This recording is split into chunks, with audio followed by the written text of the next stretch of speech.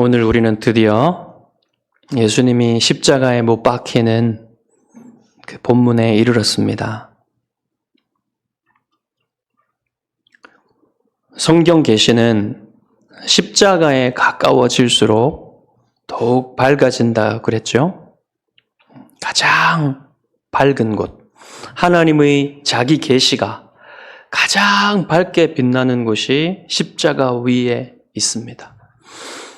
그래서 오늘 본문은 굉장히 무거운 그런 압축된 진리를 담고 있고, 그래서 한 구절 한 구절마다 너무너무 소중한 그러한 구절이기 때문에 이 구절들을 우리가 살펴보면서 이 구절에서 여러분이 그리스도의 영광을 발견하고 그리스도의 영광을 더 높이 찬양하게 되기를 바랍니다. 자, 이제 지난주에 좀 기억해 보십시오. 빌라도가 유대인들에게 항복하고, 이제 오늘 본문에서는 빌라도가 예수님을 그들에게 넘겨줍니다. 자, 그들에게 넘겨주니 그들이 예수님을 맡았다 그랬어요. 그런데 여기서 그들이 누구일까요? 예수님을 맡은 그들이 누구일까요? 어떤 사람들은 그들이 로마의 군병들이라고 생각을 합니다. 그도 그럴 것이, 여러분 23절로 가보십시오. 23절에 보면 군인들이 예수를 십자가에 못 박고 그랬죠. 그리고 17절로 가보십시오. 18절. 그들이 거기서 예수를 십자가에 못 박을세. 그렇죠. 그러면 여러분 또 보기에 어떻습니까? 이 그들이 누구라고 보입니까? 로마의 군병들이라 보이죠. 그런데 이렇게 읽기는 너무나 어려워요. 왜 그러냐면 지금 문맥이 흘러오는 것과 너무나 단절된 그런 모습을 보이잖아요. 지금 문맥이 어떻게 흘러왔습니까? 처음에 대제사장들과 유대인들이 예수님을 빌라도에게 넘겨줬죠. 그리고 예수님을 사이에 두고 이제 예수님을 누구의 권위에 따라서, 누구의 판결에 따라서 어떠한 방식으로 처형할 것인가, 죽일 것인가에 대해서 유대인들과 빌라도 사이에 실랑이가 피 튀기게 그렇게 벌어졌지 않습니까? 그리고 결국 빌라도는 유대인들에게 져서 항복하잖아요. 그 항복하고 나서 이제 빌라도가 유대인 당국자들에게 예수님을 넘겨주는 겁니다. 누구에게 넘겨줍니까? 그들에게. 그들이 누굽니까? 대제사장들과 유대인 당국자들이죠. 그렇게 읽어지는 거예요. 자연스럽게 읽어지는 겁니다. 그래서 여러분 16절과 17절을 보세요. 이에 예수를 십자가에 못 박도록 그들에게 넘겨주니라. 이제 어떻게 보입니까, 여러분? 그들이 누구로 보입니까?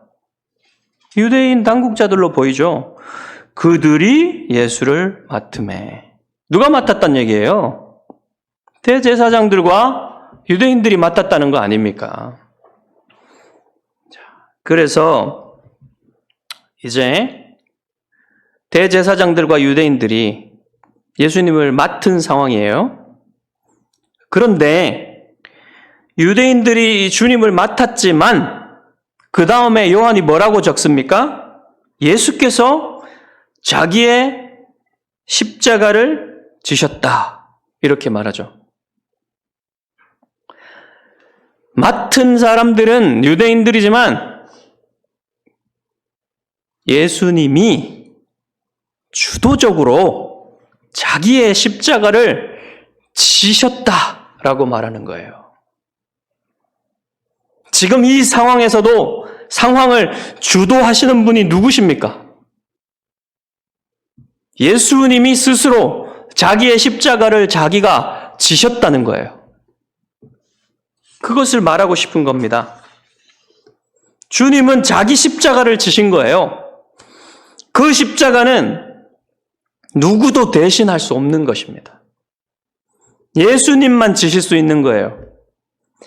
오직 예수님만이 여러분의 죄를 대신 질 수 있는 겁니다. 그 십자가는 우리의 죄를 대신 지고 가시는 예수님의 대신 지심, 대속의 형벌 당하심을 상징적으로 보여주는 거예요. 그렇기 때문에 예수님이 자기 십자가를 지셨다는 것은 자기 십자가를 지셨지만 자기 죄 때문에 지신 것이 아니라 저와 여러분의 죄를 대신 지시기 위해 자기 십자가를 주도적으로 지셨다는 사실을 말하고 있는 겁니다. 누구도 대신할 수 없으니 예수님이 자기 십자가를 지고 가신다는 거예요. 그래서 오직 그것은 예수님의 십자가였습니다. 그래서 요한은 예수님이 자기 십자가를 지셨다라고 아주 짧게 말하고 있어요. 그렇지만 여기에는 엄청난 대속의 교리가 들어있는 것이죠. 그리고 여기서는 언급되지 않지만 다른 두 사람, 두 강도도 자기의 십자가를 졌습니다. 그들이 진 십자가는 자기 십자가, 똑같이 예수님이 지신 것처럼 자기 십자가를 진 것이지만 그들이 진 십자가는 그들의 죄 때문에 진 것이에요. 그들이 받아야 될 형벌을 받고 있는 것입니다. 그래서 그들이 진 자기 십자가는 자기 형벌을 받기 위해서 진 자기 십자가인 것입니다. 그들은 그냥 합당하게 진 거예요. 자기 십자가를. 만약에 주님이 십자가를 지시지 않았다면 저와 여러분도 이 두 강도처럼 여러분과 저의 십자가를 지고 십자가에 못 박혀 죽어야만 했어요. 다시 말하면 우리의 죄를 지고 우리는 십자가에 못 박히는 것 같은 영원한 고통을 당해야만 하는, 영원한 심판을 당해야만 했다는 것이죠. 주님이 그것을 지고 끝까지 가시지 않으셨다면 우리가 그것을 해야만 했다는 것이에요. 여러분, 주님이 지신 그 십자가는 십자가의 가로대였어요. 사람들은 흔히 생각하기를 이렇게 십자 모양으로 생긴 그 십자가, 온전한 십자가를 주님이 지고 올라가셨다 이렇게 생각할 수 있지만 주님이 지신 십자가는 십자가의 가로대였습니다. 십자가의 세로대는 이미 골고다 언덕 위에 박혀 있었어요. 그것을 라틴어로는, 로마 말로는 파티블룸이라고 해요. 이 가로대를. 이 파티블룸을 예수님이 지고 가신 것입니다. 그 다음에 요한은 주님이 자기 십자가를 지고 나가셨다라고 얘기해요. 나가셨다. 우리 성경에는 해골이라는 곳으로 나가셨다 그랬죠. 그렇지만 원문의 순서상으로 보면요, 먼저 나가셨다는 동사가 나와요. 나가셨는데 어디로 나가셨습니까? 해골이라는 곳, 해골이라 불리는 곳으로 가셨다 그래요. 그래서 원문의 순서상으로 보면 예수님이 나가셨다라고 하는데 어디에서 나가셨냐? 이것은 말하고 있지 않습니다. 어디로 나가신 것은, 나가셔서 어디로 가셨다는 것은 말하고 있는데 어디에서 나가셨다라는 말은 없어요. 어디에서 나가셨을까요? 예루살렘 성에서 나가신 것입니다. 예루살렘 성에서 밖으로 나가신 거예요. 예수님이 십자가의 가로대를 지시고 예루살렘 성 밖으로 나가셨다는 것입니다. 오늘 본문에는 없지만 예수님이 나가셔서 더 이상 가실 수 없어서 시골에서 올라오는 구레네 시몬에게 이 십자가를 대신 지게 하였다라고 말하고 있죠. 자, 그곳이 어딘지는 정확히 알 수 없지만 예수님은 성 밖으로 나가신 것입니다. 이것이 왜 중요할까요? 요한은 왜 많이 적을 것이 있는데 왜 꼭 이렇게 나가셨다라고 말할까요? 그것은 히브리서 13장 11절과 12절에 그 의미가 나옵니다. 이는 죄를 위한 짐승의 피는 대제사장이 가지고 성소에 들어가고 그 육체는 영문 밖에서 불사름이라. 진영을 말합니다. 진영문 밖에서 불사름이라. 그러므로 예수도 자기 피로써 백성을 거룩하게 하려고 성문 밖에서 고난을 받으셨느니라. 예수님은 저와 여러분의 죄를 지시고 밖으로 나가신 거예요. 영문 밖으로 나가신 것입니다. 그곳에서 자기 육체를 십자가에 못 박게 내어주신 것이죠. 그래서 우리의 죄가 씻겨진 거예요. 우리의 죄가 하나님에게 잊혀진 겁니다.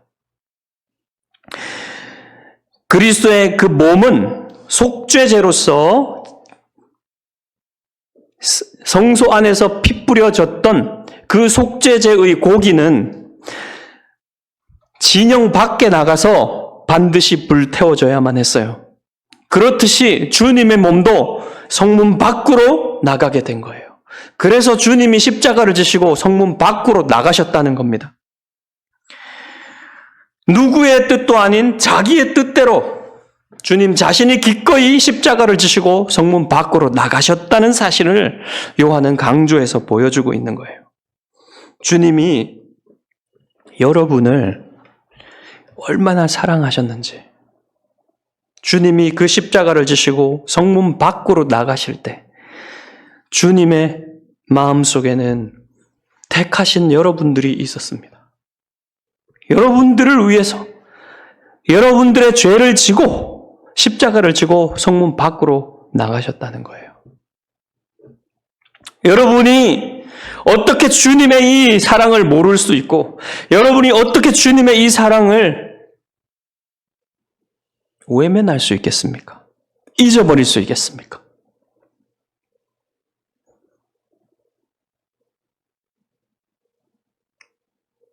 주님은 그 십자가를 지고 예루살렘 성문 밖으로 나가실 때 여러분을 생각하셨어요. 여러분의 죄를 지고 나가셨어요. 주님은 해골이라 불리는 곳으로 가셨다 그랬습니다. 해골은 히브리 말로 골고다. 더 정확히 말하면 이 히브리 말이라는 것은 당시에 유대인들이 쓰고 있었던 아람어를 얘기하는 겁니다. 당시에 유대인들은 아람어를 쓰고 있었어요. 그래서 이 히브리 말이라는 것은 아람어를 얘기하는 겁니다. 여기서는. 그래서 히브리 말로 이 아람어로 해골이라는 말이 굴골타라는 말이에요. 굴골타. 그리고 라틴어, 당시의 로마 말인 라틴어로는 칼바리아입니다. 칼바리아. 여기에서 갈보리가 나왔어요. 그리고 여기 골고다는 굴골타에서 온 겁니다. 네. 그곳이 해골이라는 말이에요. 왜 해골이라 불렸는지는 확실하게 알 수는 없어요. 그 언덕이 모양이 해골처럼 생겼는지 아니면 그 주변에 있었던 그 가까운 곳에 무덤들이 있었는데 그 무덤들의 모양이 해골처럼 보였는지, 아무튼 무슨 말인지 모르겠지, 무슨 이유에서 해골로 불렸는지는 모르지만 그것이 해골이라 불렸다는 것은 확실한 것이죠. 여러분, 해골은 무엇을 상징합니까? 해골은 죽음을 상징하고, 해골은 아무런 생명의 소망이 없는 거예요.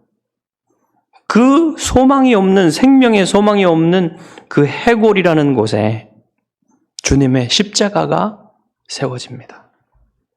주님이 그곳에서 자기 피를 흘리시고 죽으셔서 무엇을 하셨습니까? 죽으심으로써 죽음을 죽이신 것입니다. 주님이 죽으심으로써 죽음을, 사망을 죽이시고 사망에 승리하신 거예요. 죽음에 승리하신 것입니다. 그래서 여러분에게 소망이 생긴 거예요. 주님이 이렇게 하시지 않았다면, 주님이 그 해골에서 죽으시지 않았다면 인류는 아무런 소망이 없어요. 모두가 영원한 지옥입니다. 영원한 죽음입니다. 주님이 해골에서 죽어주셨기 때문에 소망이 있는 거예요. 요한은 주님이 십자가형을 당한 것에 대해서 아주 간단하게 얘기를 해요. 그들이 거기서 예수를 십자가에 못 박을세. 여러분, 그들이 못 박았다 그랬는데 누가 못 박았다는 겁니까? 유대인들이 못 박았다는 거죠. 그러면 23절에 보면 군병들이, 로마 군인들이 십자가에 못 박았다 그랬는데 그것은 무슨 말입니까? 이 말은 대제사장들과 유대인 당국자들이 주도하여서 예수님을 십자가에 못 박게 했지만 그것을 실행한 사람들은 로마 군병들이라는 말이에요. 그렇죠? 죄패를 쓰게 한 사람도 빌라도지만 그 죄패를 쓴 사람들이 사람이 빌라도가 아닙니다. 빌라도가 사형을 언도했지만 그 사형을 실행하는 사람들은 빌라도가 아니죠. 그렇듯이 그들이 그리스도를 십자가에 못 박았다 하지만 실제로 그 십자가에 못 박는 행위를 한 사람들은 로마 군인들이라는 얘기예요. 십자가형은 주로 낮은 계층, 노예, 그리고 로마 시민이 아닌 사람들에게만 행해졌어요. 죄인이 가로대를 형장에 지고 오면 죄인은 이제 가로대와 함께 눕혀집니다. 땅바닥에. 그런데 이미 일반적으로 가로대를 지고 올 때 죄인은 벌거벗겨져서 옵니다. 그런데 어쩐 일인지 주님은 자기 옷을 입고 오셨어요.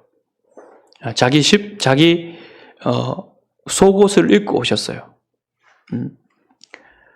그것은 아마도 유대인들은요, 완전히 발가벗겨지는 것을 너무너무 두려워해요. 그래서 아마도 그렇게 되지 않았을까 이렇게 생각합니다. 그래서 그곳에서 주님의 옷이 벗겨집니다. 주님의 옷이 벗겨지는데 주님이 아마도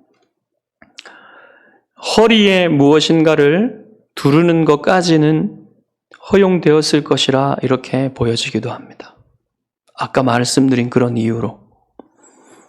자, 그래서 주님이 벗겨지시고 가로대에 눕혀지시고 그곳에서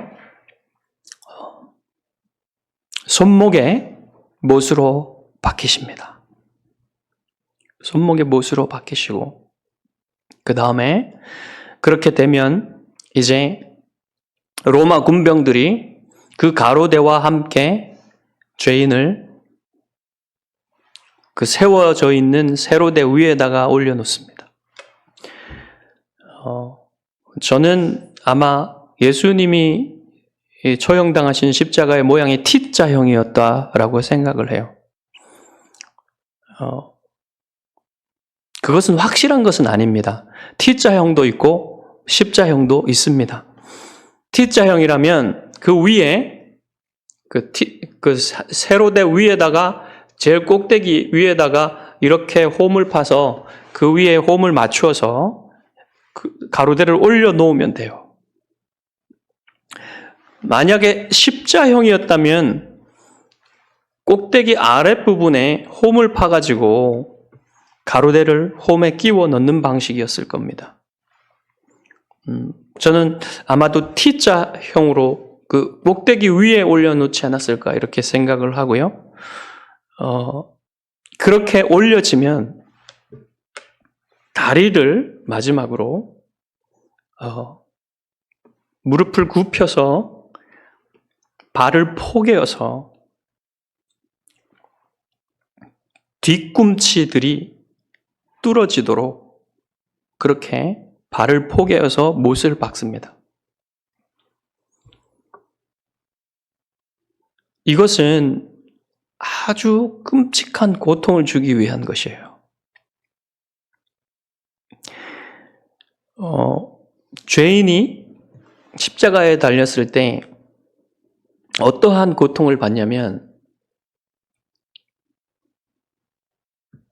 몸이 중력에 의해서 아래로 내려지기 때문에 힘을 주어서 팔과 온몸과 그 발에 박힌 그 못을 지지하면서 힘을 주어서 무릎을 피려고 합니다. 왜 피려고 하냐면 횡격막이 눌리기 때문에 숨을 쉴 수가 없어요. 그 횡격막을 위로 올려서 그 압박을 풀고 잠시 숨을 쉬기 위해서 죄인은 온몸에 힘을 주고 자기의 몸을 위로 무릎을 펴서 위로 올리는 것입니다. 그럴 때에 말할 수 없는 고통이 온몸으로 전해지게 되는데 이 고통 말할 수 없는 고통이라고 합니다.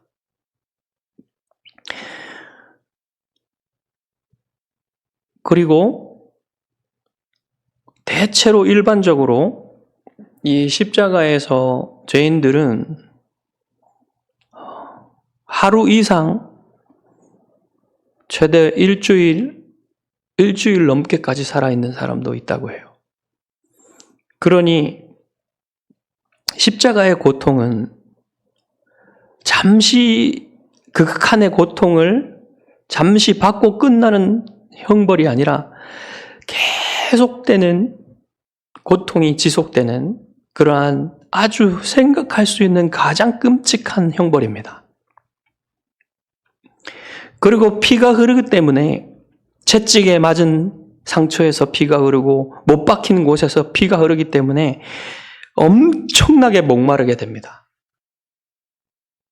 정말 견딜 수 없는 탈수 증세를 겪게 돼요. 너무너무 목마르죠. 그 상태로 하루 이상 일주일간을 그 십자가 위에서 고통을 당하게 되는 것이죠. 그래서 흡사 이것은 이 땅에서 받을 수 있는 지옥 같은 고통. 우리가 만약에 지옥에 간다면 그러한 고통을 영원히 받아야 되는 지옥의 고통을 생각하게 만드는 형벌이라는 거예요. 주님이 그런 고통을 당하셨다는 것입니다.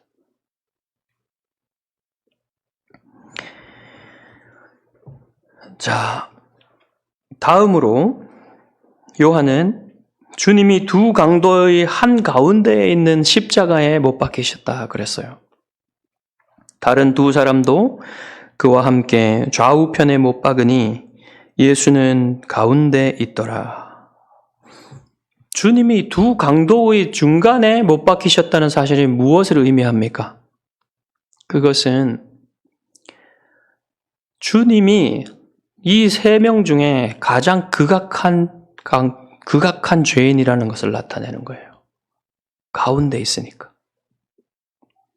주님은 그렇게 극악한 죄인으로 여겨지신 것입니다. 무엇을 위해서요? 여러분을 위해서. 여러분의 죄를 지시기 위해서 그런 겁니다. 이사야 53장 12절. 이는 그가 자기 영혼을 버려 사망에 이르게 하며 범죄자 중 하나로 헤아림을 받았음이니라. 범죄자 중 하나로 헤아림을 받으시면서 중간에 그 범죄자들 중에 가장 극악한 범죄자로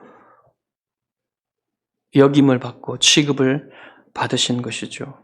자, 이러한 수치와 고통을 다 받으신 주님을 오늘 요한복음은 우리에게 어떤 분이라고 소개하고 있습니까? 바로 빌라도가 써서 십자가 위에 단 그 죄패가 주님이 누구신지를 우리에게 알려주고 있는 거예요. 나사렛 예수, 유대인의 왕. 이것이 성경이 우리에게 예수님이 누구신지를 알려주는 진리라는 것이죠. 우리는 주님에게 쓰여진 이 죄패에 쓰여진 이 말이 참으로 진리라는 사실을 알고 있어요. 그렇지만 빌라도는 이 죄패를 쓸 때 자신이 이 진리를 믿기 때문에 쓴 것이 아닙니다. 조롱하기 위해서 쓴 거예요. 누구를요? 힘겨루기 한 유대인들을 조롱하기 위해서. 빌라도가 계속해서 이러한 말들을 썼죠. 그것을 계속해서 유대인들을 지금 조롱하기 위해서 사용하고 있는 것입니다. 이 죄수는 나사렛 예수인데 이 사람이 바로 유대인들의 왕이다라고 얘기를 하는 겁니다.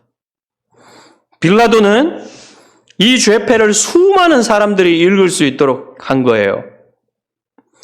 이곳은 예루살렘 성과 가까운 곳이어서 많은 유대인들이 이 죄패를 읽었다고 얘기를 하고 있습니다. 그리고 십자가 위의 죄패는 세 가지 글로 기록이 되었는데 히브리 말은 아람어라 그랬죠, 아까? 히브리 말은 예슈아 하나자레이 브멜레카 예후딤 이렇게 쓰여져 있습니다. 그렇게 발음을 한다는 걸 여러분에게 알려드리려고 하는 거고요.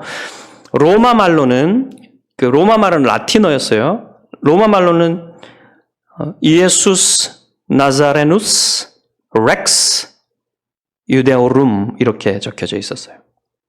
그리고 헬라 말로는 이에수스 호 유다이온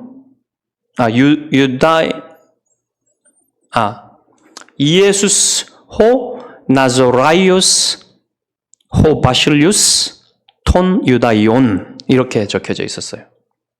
조금씩 다르지만 다 나사렛 예수 유대인의 왕이라는 뜻입니다. 이렇게 적어 놓으면은 모든 사람들이 그곳을 지나는 모든 사람들이 다 거기에 무슨 제목으로 적혀 있는지를 다 읽을 수 있는 것입니다. 로마 말 라틴어는요, 당시의 공식 언어였어요. 로마 제국의 공식 언어. 그리고 헬라어는 공용어였어요. 로마 제국에. 그러니까 로마 제국 안에 있는 사람들이 다른 나라 사람들하고 대화를 할 때는요, 헬라어를 사용했다는 겁니다. 그래서 이것은 유대인들뿐만 아니라 모든 이방인들이 그곳을 지날 때 다 읽을 수 있었다는 얘기예요. 그래서 여러분, 이 사실이 대제사장들을 매우 불편하게 만들었습니다. 빌라도는 유대인 당국자들의 요구를 들어주긴 했지만 한 번도 예수님이 유대인의 왕이다, 너희 왕이다 이런 말을 포기한 적이 없었어요. 계속해서 그렇게 조롱을 했습니다. 그래서 지금도 빌라도가 그 유대인들을, 대제사장들과 유대 당국자들을 조롱하고 있는 거예요. 공개적으로 모든 사람들이 알 수 있도록 그렇게 조롱하고 있는 겁니다. 자, 그게 무슨 뜻입니까? 그 조롱이 무슨 뜻이냐면, 구체적으로 말하면 이 힘 없는 자기들의 왕을, 이 끔찍한 십자가 형벌을 받게 한 사람들이 이 사람들입니다. 이렇게 말하는 거예요. 빌라도가. 그것을 모를 리가 없어요, 대제사장들이. 지금 그런 의도로 이 죄패를 붙여놨다는 것을 모를 리가 전혀 없습니다. 그래서 대제사장들은 어찌하든지 이것을 제거하고 싶지요. 그렇지만 빌라도가 그것을 제거해 줄리 만무했습니다. 그래서 한 발 물러서서 자칭 유대인의 왕이라 이렇게 적어주십시오 라고 요청을 했던 거예요. 그렇지만 빌라도는 단칼에 거부합니다. 내가 쓸 것을 썼다. 직역하면 내가 쓴 것을 내가 썼다예요. 직역하면. 그 말은 무슨 말이냐면요. 이 죄패의 내용은 내가 쓴 것이다. 이 내용은. 그리고 이것은 내가 이미 썼다. 그래서 더 이상 변경할 수 없다. 끝난 거다. 더 이상 얘기하지 마라. 이렇게 얘기하는 겁니다. 빌라도가. 그래서 이 말은 빌라도가 진실로 그렇다는 것을, 예수님에 대해서 믿는다는 것을 말하는 것이 아니라 아주 아이러니하게도 예수님이 유대인의 왕뿐만 아니라 세 가지 언어로, 유대인뿐만 아니라 모든 이방인들이 읽을 수 있는 이 말로 써놨잖아요. 그렇기 때문에 아이러니하게도 이것이 예수님이 모든 세계의 왕이십니다. 그리고 예수님이 십자가 위에서 모든 사람들을 다스리는 분이십니다. 라고 선포하게 되는 거예요. 정말 아이러니하죠. 가이사 외에는 우리에게 왕이 없다고 고백하는 유대인들 앞에 가이사만을 섬기는 빌라도가 온 세상의 왕이 예수님이라고 선포하고 있는 것입니다. 이런 아이러니가 이 죄패에 담겨 있는 거예요. 십자가 위에 달린 그 패는 사실상 죄패가 아니었습니다. 그렇죠? 거기에 어디 죄패라는 내용이 들어있습니까? 죄라는 내용이 들어있습니까? 그것은 아이러니하지만 실제로는 참으로 하나님의 진리가 그곳에서 선포되고 있는 것이었어요. 예수님이 온 세상을 다스리시는 진짜 왕이시다. 그런 의미였던 것이죠. 이 죄패에 있는 이 말씀은요, 지금까지 서구인들에게 가장 유명한, 예를 들면 우리말로 하면 사자성 같은 말이에요. INRI. 여러분 보셨죠? 십자가 위에 그렇게 쓰여져 있는 게. 그게요, 여러분, 라틴어로 이에수스 나자라누스 렉스 유데오rum이라는 말의 첫 글자를 따서 만든 거예요. INRI. 아직까지도 그 작은 곳, 예루살렘 주위에 그 골고다라는 언덕에 그 십자가 위에 적혀져 있었던 그 말이야. 2000년이 지난 지금까지도 사람들의 마음을 지배하고 있다는 것입니다. 그것이 진리라는 거예요. 여러분들은 십자가에 달리신 예수 그리스도를 어떻게 알고 계십니까? 누구로 알고 계십니까? 여러분이 예수님이 십자가에서 여러분의 죄를 위해서 죽으셨다는 사실을 믿는다면 여러분은 여러분 자신의 것이 아니에요. 여러분은 예수님의 것입니다. 여러분이 예수님의 것임을 알고 믿는다면 여러분은 예수님을 위해서 살아야 됩니다. 예수님을 위해서 살아야 돼요. 여러분 자신을 위해서 살면 안 됩니다. 예수님을 위해서 살며 하나님의 영광 돌리시는 여러분 되시기를 주님의 이름으로 축복합니다. 기도하겠습니다.